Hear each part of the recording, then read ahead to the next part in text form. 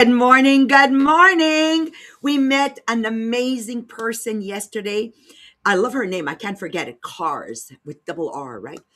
No S, Car. No S, Kathy Carr.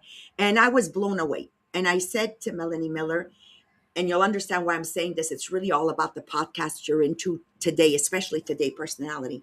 I said, Melanie, this is a woman that's so knowledgeable, so deep, like you have to go through the dirt, right, to reach another level sometimes, and you mustn't see it as hard times. You must see it as life weathering you. Is that a good word? Weathering you to become who you're meant to become. Anyways, and I said to Melanie, the only reason you recruited Kathy is because of your level of leadership. Now remember, I always talk about my beginnings in Tupperware, where I couldn't understand. I had worked over 100 hours with Marie-Paul, and here I am sitting in that rally room. We had sold $113. And there is Hélène Jalbert in the front owning half of that room, rally room. And she had sold like for 61, 62, over 60,000. And I'm looking at her team and I'm looking at mine. And we're just two different worlds. Now, as we develop the podcasts over time, I realized that you cannot attract those people. So always keep in mind when I do that, you're visualizing Ellen's team, all these beautiful business women. Back then, there were no men, but all these beautiful business women, tidy, white nylons, Melanie, white nylons, black shoes back in the day, like so professional. And I was attracted, they're good people, but in another life, maybe they'll, be at another level. Anyways, so there's the law of the lid of John Maxwell, and I realize more and more that Melanie, you attract people like Kathy because you're here and you're like way up there. So one of the reasons you really want to be with our podcast, because it's not an inspirational, motivational, debatable podcast. I'll use the words of John Maxwell. I listened to one of his reels. He goes, it's a law. Don't come and see me at the end of my conference and tell me you don't agree with what I said.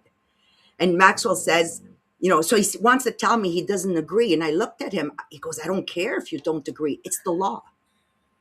It's the law. You don't want to agree. Go ahead, break the law, but you're going to pay consequences. Oh, I love Maxwell. He's so like I had loved that vibe of how he had answered that CEO or whatever.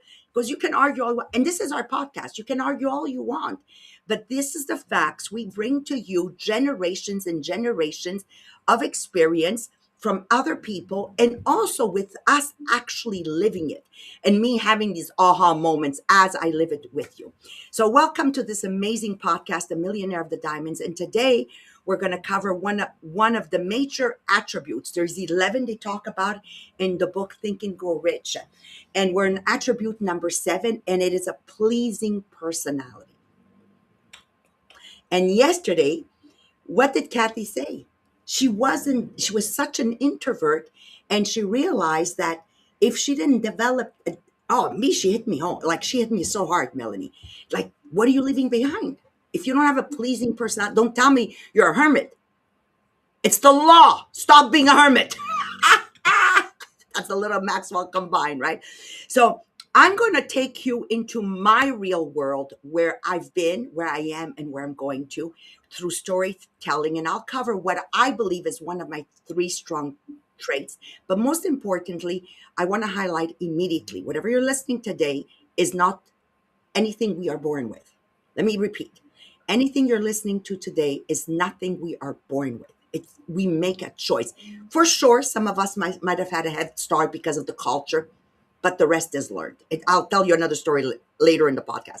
Melanie, I love what you bring here, because I'm a lot about woohoo, and then you get people like Marie-Pierre Tétrault, that when I talk, it goes squeechy, squeechy, squeechy, squeechy, because it's so, Don't worry. Melanie is there. She's going to go, listen, scientifically, but so she's going to bring that part, what actually happens to a human brain that makes someone trust you. There's a scientific explanation. And then, of course, we're going to pull out the shovel, which is the quiz, and the shovel is going to go bang, bang, and then it's up to you to see what you think you or are not. So before we go there, I need you to share this podcast to everybody you know who has a shitty personality. Okay? So Mary P, I'll take it away. That's so funny because now they will share it with those people, and that's where you're starting with. Wow! Okay! Two by four. Okay, so let's start the show the podcast this morning. So you have the text in the comment that you can copy paste when you share, because yes, you want to share on every social media platform also. But when you click on the arrow, you can share by messenger, you can share by text message. So when you have someone in mind that really needs to hear that, you can send it directly by messenger or text message. The one by one is the thing that works the most. And then we have our contest, Les Millionnaires des Diamants. So first, when you go on our Facebook group, Les Millionnaires des Diamants and Special Group, every time that you post, every time that you comment, that you react on that group, it gives you point to be in the top 10 contributor of the group. And at the end of the month, the official top 10 get a voucher to go shop on the boutique Les Millionnaires des Diamants. And then we have a draw every month. So to be in the draw, there's two ways. First, with the boutique or with the books. So with the boutique, so you place your order, you receive your order, always take a picture and post it on social media and tag Les Millionnaires des Diamants. That means that at Les Millionnaires des Diamants. So you can tag Les Millionnaires des Diamants to be in the draw. And then with the book, same thing. You receive a book, you take a picture, you're reading a book, you take a picture, you're doing one of the quiz book, you take a picture, you're doing one of the workbook, you take a picture, you're using an agenda, you take a picture. Every time you have one of these, you take a picture, you post on social media, and you tag Les Millionnaires des Diamants to be in the draw at the end of the month. And last thing, if you don't already have your ticket for the next conference, it's time to click on the link and get your ticket. So, and if you missed the last one and the one before, when you click on the link, you can also get the replay. So you can register for the next one and listen to the one that already passed it this year. So you can really make sure that you have that growth that you wanted for the year. So you have all the subject that we decided for the year in total. Voilà. That's it. We dive in. Okay, let's go. Let's go.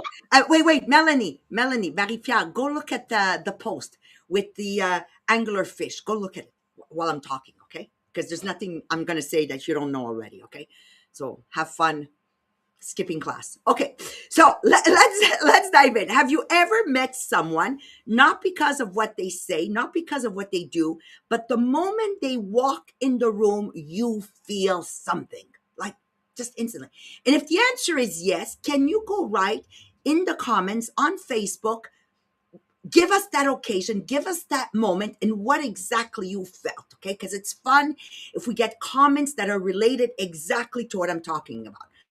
You trust them, you don't know why. You're drawn to them, you don't know why. You want to be around them, you don't know why. So try to articulate in the chat when it's happened to you.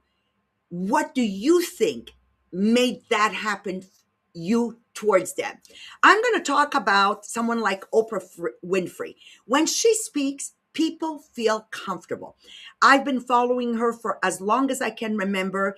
Even now, if she no longer has the Oprah show, whatever, I see her simplicity when she walks among people. I see how authentically she is and makes people feel amazing. Another person that I cried my head off was when Diana, the princess, passed away. Oh my God, I'm telling you, and I'm becoming emotional. What an incredible woman. People didn't just admire her, they loved her. Why? Try to figure that out. Go write me in the comments. What do you think? Why do you think that was what it was? Okay. And somebody fun, Dwayne Johnson. Come on, guys. Uh, this is not a pro con Dwayne Johnson, but what energy, what presence. And even him, sometimes he does little stories like us, and he's such a wonderful father and uh, success story, whatever, like just beautiful. That is what we call a pleasing personality. Have you met anybody like that in your life? If yes, why don't you at them and let them know why you find them they have a pleasing personality. So as you notice these people, it's not because they are loud, okay? It's not because they are funny, because they're all different, right? It's not because they are perfect. It's because of how people feel in their presence. And here's the truth that I love. Nobody is born with this. Okay. If you're going to write something in, lean in, write. Nobody is born with this. A pleasing personality is not a gift, it's a skill. And last night, having met Kathy, Melanie Miller Carr, uh, was again a proof that a pleasing personality is not a gift, it's a skill, and it's built intentionally. That's all it is. Now, yes, some of us come from cultures where it's modeled. That was my life. Let me give you a quick example. We were still living in Montreal North, so I must have been 12 and under, right? My uncle comes over, and I dare say this to him, Uncle, would you like some coffee or some juice? And my father, I didn't have a chance to offer him a third option.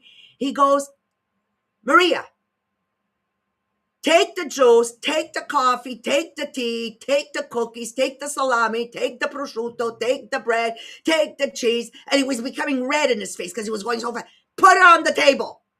And then he'll decide what he wants. Because the way you're doing it, it's going to make him say, no, thank you, I'm fine. Like, okay, I come from that culture. So yes, I get it. But I still learned it. Basically, what I want to share with you, you know, I learned it, how to greet people and make them feel welcome. It's like for those that were at the conference at the studio, the Millionaire of the Diamonds. I'm not obliged to make coffee. I mean, this was a freebie for people to attend in person. I'm not obliged to put croissants out or cookies out. I'm not obliged. But do you think I'm going to have people coming and I don't have at least a cup of coffee? You understand what I'm saying? Okay, I'm born with it. So I had to look within myself and say, what are my three, according to me, Maria, traits that I have that I think this makes me have a pleasant, pleasing personality? I said, one is my presence. I learned that thanks to Lise Barb. I must have been about 30 years old, 32 years old. Was I pregnant? Yeah. I had all three kids. And she said to me one day, she says, listen, Maria, when you're talking to people, if you want to take your leadership to another level, make eye contact, listen, no distraction. I was so afraid that I wasn't everything to everybody. I ended up being nothing to nobody. I don't know how to explain it to you. So today I know if I'm speaking to Melanie Miller and someone comes up to me, I will not acknowledge him. My eyes won't move. They will get the picture. And if they don't, I will stay focused on that person until that person has finished. I really believe my second thing is my energy, not because I'm yelling, whatever, which I do yell, but it's not because of that. I think it's my tone, my posture, my smile, my reassurance. I don't talk bad about people, so my energy is good. They know that if they're going to share something with me, the vibe I'm going to give back is one that's leveling up. And I really believe my third um, trait would be integrity and consistency. The thing with me is, and I speak to so many people, yeah, I started doing it, then I stopped doing it. Okay, guys, I don't start and stop doing something. Never, never, never, never, never. What you see is what you get. If I say I'm going to do it, I'm going to do it. This is what I love about Melanie Miller. Okay. Consistency is what builds confidence.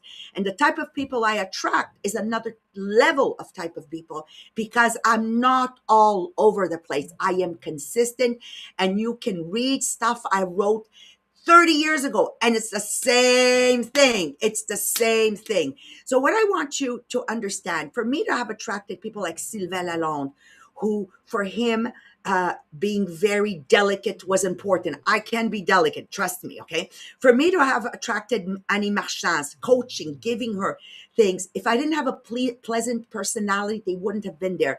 And of course, Melanie Miller, I said to the mastermind this morning, I go, ever think that I'm loud Italian? Melanie Miller is so English, prime and proper. How did we get together? Well, it's the pleasing personalities. Otherwise, we don't come together. So the question is not, do I have a pleasing personality? The real question is, how do people feel after they spent a little bit of time with me? And do they feel seen? Do they feel lifted? Do they feel safe? I'll get away when people are talking about other people. Do they regret asking me how you are? I swear to God, guys, I have a neighbor of mine. I do not leave my house in the morning if I didn't check my window. Because if she's there, I will stay in the car until she passes. Because politeness says, hello, how are you? And there you go, how are you? And trust me, I regret every single time. I've got an hour. Everything that's not right, she'll start saying. That is not a pleasing personality. So now I'm going to leave you off with Melanie Miller, which is the science behind it, how your brain is wired. So, Melanie, over to you. Thank you, Maria, and thank you for the wonderful example that you always set of this quality. So, tonight we are looking at the seventh major attribute of leadership according to Napoleon Hill, a pleasing personality. Today, psychologists would probably describe this quality as agreeableness. Agreeableness is one of the five major dimensions of personality that scientists use to describe how people interact with the world. The five are openness, conscientiousness, extroversion, neuroticism, and agreeableness. Agreeableness is the quality of being kind, warm, sympathetic, cooperative, considerate, straightforward, and genuinely interested in other people. But for me, a pleasing personality is even more than that. A truly pleasant person is someone you are always happy to meet, someone who makes you feel better about yourself, someone who leaves you in a better frame of mind after you have spent time with them. It is a quality that I've admired in Maria for as long as I have known her. I have watched her work her magic with every sort of person, whether they are confident or shy, successful or struggling, new or experienced. No matter who they are, she somehow manages to make them feel seen, valued, and important. It reminds me of a famous story about a lady who met two of England's great 19th century prime ministers. One was Benjamin Disraeli, the other was David Lloyd George. After meeting Disraeli, the woman said, "What a privilege it was to meet him. What a brilliant and educated man he was." And after meeting Lloyd George, she said, "He made me feel that it was a privilege to meet me, and what a remarkable woman I was."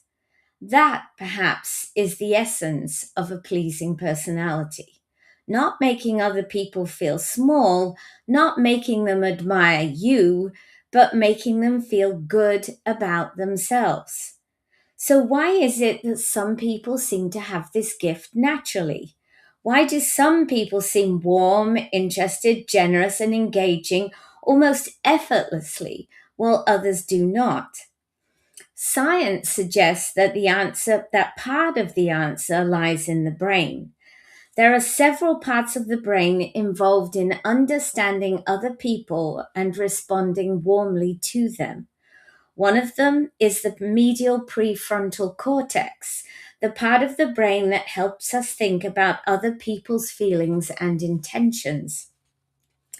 Another is the temporal parietal junction, which helps us see things from another person's point of view.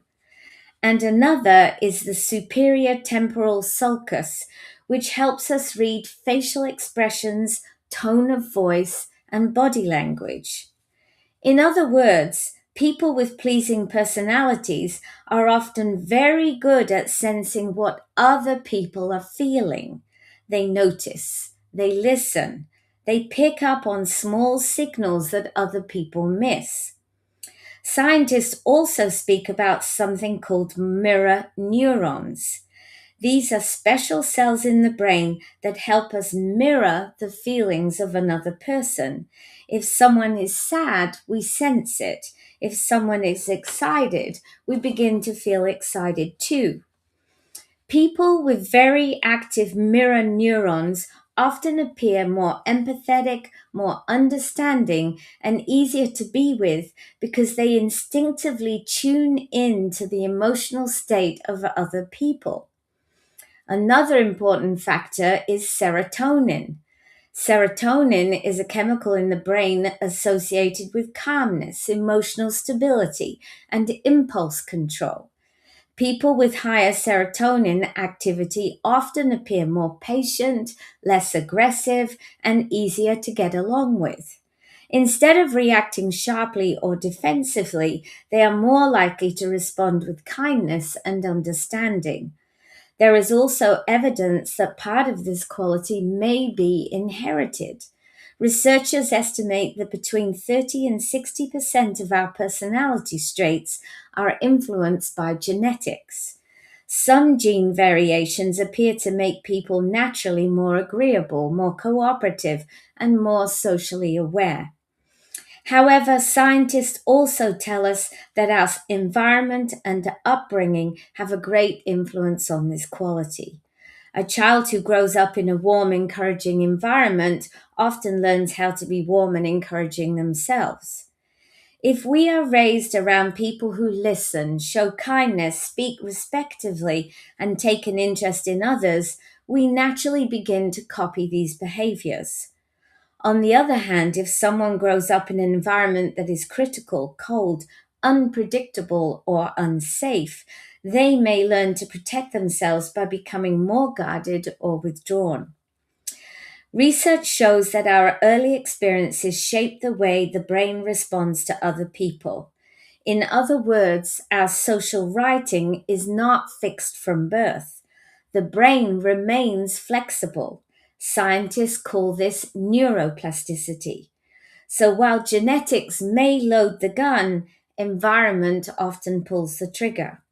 And the encouraging thing is that every one of us can continue to shape and improve our pleasing personality throughout our lives.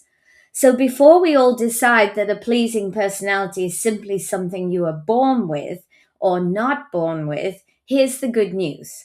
Biology may give us a starting point. This quality can absolutely be developed. We can learn to listen better.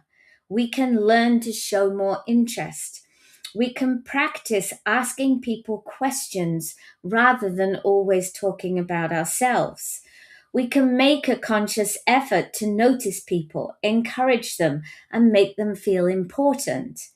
And perhaps that is why Napoleon Hill included this as a leadership quality, because people are rarely inspired by someone who's clever but cold, or talented but difficult, or successful but self centered. People want to follow those who make them feel valued, those who make them feel stronger, more confident, and more capable after they have spent time together. A pleasing personality is not about pretending. It is not about becoming fake or artificially cheerful. It is about developing the habit of genuinely caring about other people or being interested rather than interesting, of leaving people feeling better than when you found them. And perhaps that is one of the greatest gifts a leader can give. And now I'm going to leave you in the hands of Mary Pierre, who's going to help us find out what sort of person are we. Over to you, Mary Pierre.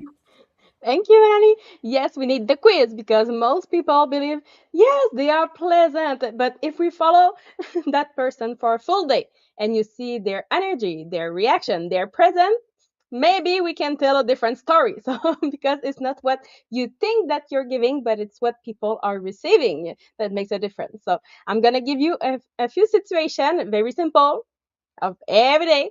And for each of the question, you can answer A or B this morning. And there's no middle. It's not, oh, it depends. No, no. It's your default behavior in that situation. So you want to answer fast. What do you do usually in those situations? So it's important to be honest. Again, it's your default behavior, not what you wish that you would do. So let's start with question number one. So someone gives you a genuine compliment. So what do you do? A, you say, thank you, I appreciate it. Or B, oh no, it's nothing. Oh, it wasn't that good. Or oh no, this dress come from that place. Oh no, it was only $5. No, no. The oh no, it's nothing, blah blah blah blah blah. So A or B. Question number two. One of your friends shares something difficult about their parent or about their life. What do you do? A, I listen and I hold space for them. Or B, I immediately jump with my own story and saying, oh, me too. Question number three.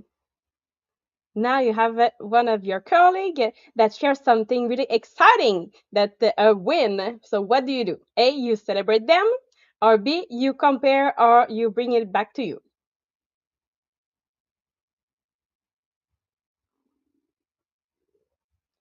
Question number four. When someone starts talking negatively about another person, what do you do? A, you stop it or you change the subject, or B, you start asking questions or continue the conversation.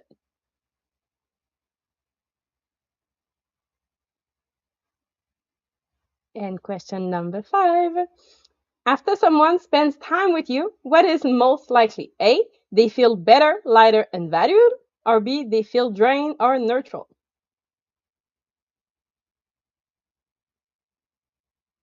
So did you get mostly A's or mostly B's? Or maybe a mix of both. So if you get mostly A, now you are building that pleasing personality. People feel seen, heard, and valued. So that create that trust, that connection, and that influence. So you want to be really intentional because this is a skill. So it's something that we can always continue to strengthen.